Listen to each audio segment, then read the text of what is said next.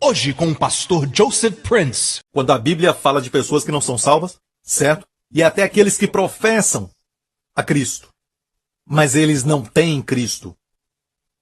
Alguns dizem que são cristãos, mas não nasceram de novo. Então estou falando de crentes verdadeiros que não podem viver em pecado, amém? Paulo está dizendo, nós que estamos mortos para o pecado, como viveremos ainda nele? Por que acusaram Paulo disso? Vamos ver então o contexto. O capítulo anterior, versos 20 e 21, e depois o capítulo 6. Você pode ver isso? Permaneceremos no pecado. O contexto é este. Paulo ensinou, olha muito bem, porém a lei veio, a lei, os 10 mandamentos, a lei veio. E quando a lei veio, a palavra veio é, na verdade, não veio como uma agenda principal, mas veio como ao lado, do lado, para. Certo? A palavra para é usada no grego. Veio do lado. Então não era a agenda principal de Deus, porque a agenda principal é a graça. Amém? Certo? Mas a lei, porém, veio. Qual a razão? A lei, porém, veio para que a ofensa abundasse. Não para que a santidade abundasse. Para que a ofensa abundasse. Tem alguns que ainda pensam que Deus deu a lei para fazer o povo santo. Mas foi o oposto. Foi para pecarem mais. Agora, Deus não queria que eles pecassem mais. Eles não entenderam. É como quando nós éramos jovens, você se lembra daquela pequena vacina antes da grande? Eles testavam para ver se você tinha anticorpos ou os meios para você resistir àquela doença. Então te dão essa vacina e eles checam para ver o resultado e nós todos oramos para ter um bom resultado.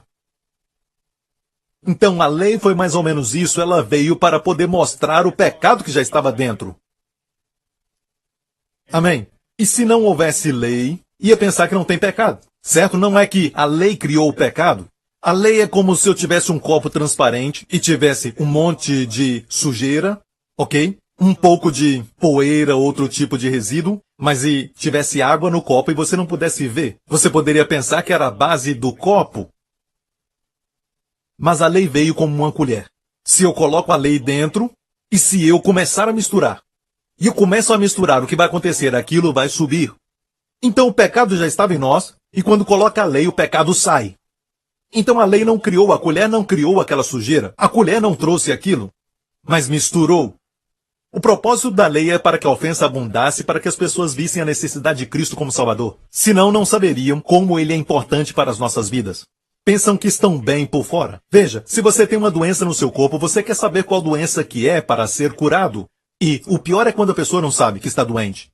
Tendo dito isso, não se preocupe, Deus está cuidando do seu corpo e da sua mente em nome de Jesus. E pelas suas feridas foste curado. Sempre tem alguém, ai, ai, ai. Ok, olha isso. Veio, porém, a lei para que a ofensa abundasse, mas onde o pecado abundou, superabundou a graça. E você já me ouviu falar sobre isso. Onde o pecado abundou, é outra palavra no grego, é a palavra pleonazo, mas é algo que pode se quantificar. Onde o pecado aumentou, pode quantificar, aumentou. A graça superabundou é uma palavra. Huper perício. E huper é a palavra hiper.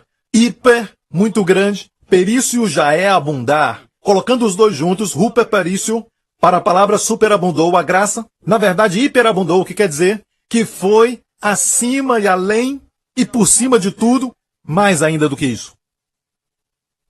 É como além da margem e além da margem. Certo? Então é algo que não pode quantificar, algo que não pode contar. Certo? Onde o pecado abundou, a graça superabundou. Posso ouvir um amém? Então Paulo pregou forte sobre isso para as pessoas dizerem, no capítulo 6, verso 1, você quer dizer que vamos continuar no pecado para que a graça abunde? Paulo não disse isso. Mas a conclusão veio porque eles viram que ele ensinava fortemente que onde abundou o pecado, superabundou a graça. Então eu quero dizer que onde o pecado aumentou na sua vida, se você tomar posse pela fé, existe uma graça superabundante que vai estar sobre a sua vida. Aquele homem que tinha um problema com álcool, se ele for um crente, existe uma graça que vai superabundar sobre a vida dele, se ele tão somente receber. Mas a maioria responde com vergonha. E vergonha não aumenta a graça. Vergonha é o oposto da graça. Amém? Eles respondem com condenação, eles respondem com, até mesmo com um certo tipo de culpa e respondem com muitas tarefas. Em vez de dizer, Senhor, muito obrigado porque a graça superabunda na minha vida. Eu não quero te encorajar a pecar. Amém? Mas quero dizer que você não está sem esperança quando peca. até na sua família, na sua vida. Isso nos dá esperança. Nós vemos nações onde o pecado abundou e até mesmo nos jovens. Onde isso? Lugar. E nós todos entendemos de lugar. Quando você quer comprar uma casa, um apartamento ou um condomínio, o que você faz? Você se preocupa com o lugar. Se preocupa com a escola onde o seu filho vai estudar. E você quer comprar um apartamento perto daquele tal lugar. O lugar deve ser perto da escola. Quando quer investir seu dinheiro em imóveis tipo apartamentos, você procura o lugar. E se você consegue comprar no melhor lugar. Estou certo? Então onde? Lugar onde o pecado abundou. A graça superabundou. Por muitos anos eu perguntei ao Senhor, sabe, para me ajudar a entender isso, ele abriu os meus olhos. Rapidamente eu pude ver como os 12 discípulos e um deles, Judas, se enforcou na noite anterior, e Jesus morreu e ressuscitou dos mortos. E qual a primeira coisa que Jesus fez? Ele se assegurou que havia um anjo esperando os discípulos que foram até o túmulo vazio, e o anjo disse, vai, diga aos discípulos que ele está vivo, e vá dizer a Pedro. Certo? De todos os discípulos, quem mais falhou com ele? Pedro. Qual nome foi mencionado especificamente? Pedro. Onde o pecado abundou, superabundou a graça. Quando Jesus ressuscitou, você se lembra do café da manhã que tiveram nas margens da Galileia? E Jesus perguntou a Pedro, me amas mais do que eles? O que Jesus falou para ele 3 vezes? Apacenta minhas ovelhas e os meus cordeiros. Cuida das minhas ovelhas. Apacenta as ovelhas. De todos os discípulos presentes naquele lugar, ele deu essa maravilhosa honra de apacentar as ovelhas. Posição de liderança. Uma posição privilegiada de autoridade. Para quem? Para quem falhou mais. Então, não é natural. A graça não é natural. Se pensar naturalmente, não valoriza a graça. Amém? Quero definir graça primeiro em Romanos 11, versículo 6. Se é pela graça, não é pelas obras. Uma das melhores maneiras de definir qualquer tipo de coisa é só falar dessa maneira. As pessoas entendem. Até uma criança entende. Mas se é por graça, já não é pelas obras ou trabalhos. De outra maneira, a graça já não é graça. Se porém é pelas obras, já não é mais graça. De outra maneira, obra já não é obra. Então obras é trabalho, ok? Percebeu o que é o oposto da graça? Amém? O que é graça? Baseado nisso, a graça é o favor imerecido, que você não fez nada. Se trabalhou por isso, você anulou. Algumas pessoas, que são até mesmo sinceras, elas querem ir para o céu quando morrerem, elas querem viver para sempre com Deus, certo? Mas qual é o maior problema na vida deles? Não é o pecado? Todo mundo peca. Certo? Então, quer dizer que ninguém vai para o céu? Certamente muitos vão para o céu. Mas todos têm pecado, então qual é a solução? O maior problema são as obras. Não é o pecado porque o mesmo as qualifica a ter um Salvador.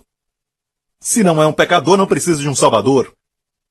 O seu pecado é o que te qualifica e te dá direito a ele como Salvador, certo? Mas são as obras. Posso ouvir um amém? Então, houve um tempo em que ninguém pregava muito sobre a graça. Pregavam sim sobre a graça, a salvação, mas não como está sendo pregado nos dias de hoje. Quando comecei a pregar sobre isso por causa da missão que Deus me deu, certo? Eu me lembro que foi como uma coisa bem pequena e começou a crescer. Uma vez eu falei para as pessoas da Hillsong e eu me lembro que eu fui levado por Deus até a Austrália e fui levado por Deus para pregar isso em todo lugar. Foi assim, sabia? De Singapura até lá embaixo e depois em todo mundo. E agora o Evangelho da Graça é pregado por todo mundo. E eu falo isso em geral. Muitos estão pregando e não é só uma mensagem secundária, mas a principal. Canções sendo escritas sobre a graça. Amém? E eu escuto pessoas compartilhando palavra por palavra do que eu prego. Elas não me mencionam, é lógico, não importa. Deus não me deu para ficar só comigo, mas me deu para compartilhar. Como minha esposa disse, é uma revolução da graça. E como espero uma revolução se não pregarem a graça, certo? Amém? Eu só tenho um problema com alguns que dizem, eu nunca vi ninguém falar sobre isso, e aí é um problema. quando eles ouviram de uma das minhas mensagens, ok? Por favor, não fale isso. Glória a Deus. Olha bem, o fato é esse. Estou muito feliz do que está acontecendo no mundo inteiro.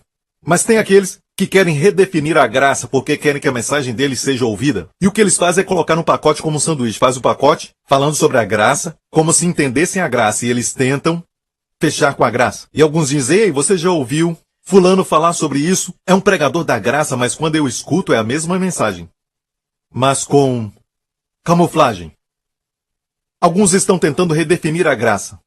Por exemplo, eles dizem, a graça não é favor imerecido, mas é poder. Agora, se você já ouviu alguém falar sobre isso, eles estão confundindo definição com o resultado. A definição é favor imerecido de acordo com Romanos 11, verso 6. Essa é a definição. O resultado, quando você recebe o favor imerecido de Deus, te dá poder. Te dá poder. Mas esse poder não é a definição da graça. Posso ouvir um amém? Você deve experimentar a graça na sua vida como algo que você não merece de forma alguma. E isso te dá poder. Como a mulher que foi pega em adultério, Jesus deu graça para ela primeiro. Favor imerecido. E depois deu para ela o poder de não pecar mais. Pode ver isso? E olha que quando eu era mais jovem eu ficava confuso porque eu lia na Bíblia o Novo Testamento e começava por Mateus, capítulo 1. E quando eu começava a ler isso, eu lia que Abraão gerou Isaac, Isaac gerou Jacó, Jacó gerou e gerou e gerou e gerou. Dizia, por que Deus gastou tanto tempo com gerar? Mas as escamas caíram dos meus olhos e eu pude ver a graça e vi a graça em todo lugar. E aqui está uma porção da minha Bíblia que eu usava. E agora, perceba que Deus mencionou essas mulheres. Abraão gerou Isaac. Mas como Abraão gerou Isaac? Através de Sara. Sara não é mencionada. E Isaac gerou Jacó. Como Isaac gerou Jacó? Através da Rebeca. E ela não é mencionada. Mulheres ilustres da Bíblia que não foram mencionadas. Mas quando chegamos no verso 3, e Judá, aqui está falando de Judá, gerou de Tamar a Perez e a Zerá. Tamar dormiu com seu sogro. Tem um capítulo inteiro sobre Tamar em Gênesis 38, onde ela cometeu adultério. Não tem outra maneira de descrever isso. Amém? Ela se posicionou como uma prostituta e assim dormiu com o seu sogro. Agora, seu nome é mencionado aqui. Uau! Vamos em frente. E Perez gerou Esrom e assim vai. E olha agora o verso 4. Nasson gerou a Salmão. Agora este é Salmão, não está falando do peixe aqui, o salmão. E Salmão gerou de Raabe a Boaz. Lembre-se da história de Boaz? E Boaz gerou de Rute a Obed? Então, primeiramente Nasson. Nasson gerou seu filho chamado Salmão, que casou com Raabe. Raabe era a prostituta de Jericó. Sua casa foi a única que não caiu quando Deus derrubou as muralhas de Jericó. Ainda dá para ver as ruínas, se um dia você puder ir a Jericó, mesmo que hoje seja uma área que está um tanto difícil de passear. Então, se você decidir um dia, por favor, leve consigo segurança. Por isso, não é o lugar que nós vamos na primeira viagem. Mas eu ainda vou lá de vez em quando e ainda podemos ver os pedaços das ruínas de Jericó.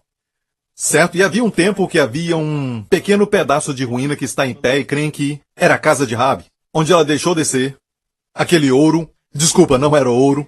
Eu estava pensando num tipo de filme que eu vi, filme chinês. Eles fugiram com um saco de ouro. Cordão púrpura, uma corda púrpura, que representava o sangue de Cristo. E porque ela acreditava no Deus de Abraão, Isaac e Jacó, então ela e a sua casa foram salvos. Olha o que aconteceu com essa que era uma prostituta. Onde abundou o pecado, superabundou a graça. Ela casou com um filho, Salmão, filho de Nasson. E Nasson era muito importante, ele era o capitão da tribo de Judá. E de todas as 12 tribos, Judá era a tribo que era sempre chamada para ir primeiro. Na batalha, Judá ia primeiro. E quem estava na frente num cavalo? Nasson. De acordo com as tradições rabínicas, eu li isso do livro de Rabinos. E eu concordo com essa tradição porque confirma com meu espírito. Olha isso. Eles dizem que Deus, quando abriu o Mar Vermelho, não abriu o Mar Vermelho até que a primeira pessoa pisou nele, pisou no rio. Foi mais ou menos o que aconteceu com o Rio Jordão, que está registrado na Bíblia. Quando os sacerdotes pisaram nele, Deus abriu aquelas águas. Amém? Depois que pisaram, Deus espera a fé e depois o resultado. Amém? Você anda pela fé, depois vai ver. Não é ver primeiro e depois andar pela fé. Qualquer um faz isso. Ok. Então, a tradição rabínica diz que Naasson montou seu cavalo e entrou no Mar Vermelho. Depois de Moisés ter orado, certo? Ele foi com seu cavalo até chegar mais ou menos no cabestro do cavalo. Certo? E depois Deus abriu o Mar Vermelho. Este, Naasson, seu filho Salmão, casou aquela que uma vez foi uma prostituta de Jericó, onde o pecado abundou, superabundou a graça, de todas as tribos, e de todas as mulheres ilustres. Mulheres que alcançaram um grande favor como, pela fé, Sara. Sara não foi mencionada. Certo? Mas Tamar foi mencionada. E temos menção de Raabe. E depois Boaz. Ela teve um filho chamado Boaz e Boaz gerou de Ruth a Obed. E olha bem que Ruth foi a única mulher que a Bíblia diz que era uma mulher virtuosa. A Bíblia diz, mulher virtuosa, quem a achará? Provérbios 31. E a única que é mencionada como mulher virtuosa por nome é Ruth. Boaz diz dela, toda a cidade sabe que tu és uma mulher virtuosa. O único problema com Ruth é que ela não era judia. Ela veio da terra de Moabe, que hoje é Jordão. Ela era uma moabita. E, sob a lei, em Deuteronômio lemos isso, nenhum moabita podia entrar na congregação do Senhor. Havia uma maldição sobre eles. Mas isso é uma outra mensagem. Ela era moabita. A lei a desqualificou. Seu nome é mencionado. Mas quem mais? Olha. E Boaz gerou de Ruth a Obed, Obed gerou a Jessé, Jessé gerou ao rei Davi. Aquela que era prostituta se tornou a tataravó de Davi, o primeiro rei. Escolhido por Deus. Eu sei que Saul foi o primeiro, mas o escolhido de Deus foi Davi. Interessante, hein? Ok. Posso te falar de como aquela casa se tornou uma hospedaria. E não era nada pequeno. Uma grande hospedaria onde muitos vinham. E até mesmo caravanas. E as pessoas chegavam com seus jumentos. E não havia lugar para Jesus, mesmo ele sendo o herdeiro. Porque ele veio daquela linhagem. Tudo isso aconteceu em Belém, certo? E o rei Davi gerou a Salomão daqui. Espera um pouco. Davi teve 18 filhos. Alguns dizem 19. Ele teve 18 filhos, de muitas esposas e também tinha pouco espinho, quer dizer, concubinas. Quem tem concubina tem pouco espinho, lembre-se disso. Eu quero essa imagem perfurando. E as esposas dizem... Elas estão dizendo amém, uau, ok. Davi teve 18 filhos. Uma filha. De todos os filhos, Deus escolheu Salomão. E quem era a mãe de Salomão? Batseba, que era a mulher de Urias, a que fora mulher de Urias. Qual o problema com Batseba? Bem, a primeira parte do nome nos diz, B-A-T-E, aconteceu quando o pecado bateu. E Davi acabou cometendo adultério com ela, certo? E mais tarde ela se tornou uma de suas esposas. Mas de todas as esposas e todos os filhos, Deus escolheu onde o pecado abundou, superabundou a graça. Então o que Deus está falando para nós é que o seu pecado não é o seu destino final. Não vai alcançar você, não vai zombar de você. E não vai te definir. A graça, favor superabundante, vai definir sua vida. Posso ouvir um amém? Então veja que quando Paulo pregava isso, era muito fácil para as pessoas pensarem que ele estava dizendo você pode pecar o quanto quiser. Certo? A graça vai superabundar. Não, não estou dizendo isso. Nem o apóstolo Paulo. Mas estamos dizendo que só porque você caiu em pecado, certo? Não quer dizer que é o fim. Se aprender que este é o lugar onde a graça superabunda e alcançar e receber essa graça superabundante. Todos digam amém. Ok. Agora, vamos ver como aumentar favor na vida. Então, já estabelecemos isso, certo? Uma vez, alguém me desafiou com uma certa coisa, dizendo que a Bíblia diz que Jesus é cheio de graça, então onde abundou o pecado, e esta é a única forma da graça superabundar em nossas vidas, o que falar de Jesus? Ele não tinha pecado. Número 1. O pastor Prince nunca disse que esta é a única forma da graça superabundar. Mas eu digo da forma que o apóstolo Paulo disse, onde abundou o pecado, superabundou a graça. Mas eu não disse que esta é a única forma. Eu nunca disse isso. Então, em se tratando de Jesus cheio de graça, como ele era cheio de graça e verdade, quando ele não cometeu o pecado número 1, ele era cheio de graça para dar. Nós precisamos receber a graça. Quem pode dar a graça? Você não pode dar o que não tem, certo? Jesus era cheio de graça para dar. Nós, do outro lado, precisamos receber a graça que ele tem para dar. Amém? Mesmo que isso não seja o suficiente para explicar, e vamos dizer que Jesus precisava da graça, e eu creio que ele recebeu muita graça da parte do Pai, e cresceu em sabedoria e favor. Certo? Ele cresceu em favor, então, como ele não cometeu o pecado, mas aumentou em graça. E aqui está um segredo para aprender. Não quer dizer que tem que pecar para que a graça superabunde, certo? Mas é muito bom saber que, mesmo tendo pecado, a graça superabunda. Onde abundou o pecado, certo? Não é bom saber? Ok, vamos ter um pouco menos de hipocrisia nessa casa. Não é bom saber disso? Posso profetizar para você porque vai acontecer 100%. Se você viver muito, lá no futuro você vai pecar. Não estou dando licença, só estou falando. E essa profecia vai acontecer. E eu não sou um profeta.